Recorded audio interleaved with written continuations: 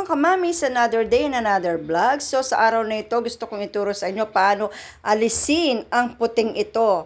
So ang unang gagawin natin ay kuha tayo ng panyo at paplantsahin natin yung puti. Ayan, yung inner ang ilabas ninyo. Ayan, paplantsahin natin para maalis ang pagkatikit nung puti.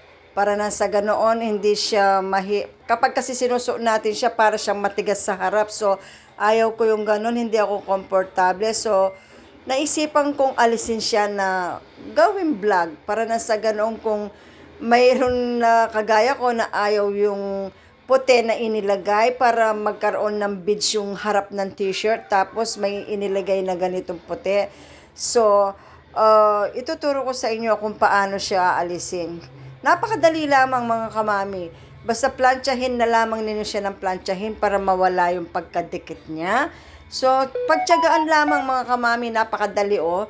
Kapag kasi talagang ibinabad natin siya sa plancha, pero kailangan meron kang ipapatong na panyo. So, hayan, nakakalahati ko na, halos kalahati na ang naalis ko sa kanya. So, ayan, as you can see mga kamami. So, ayan.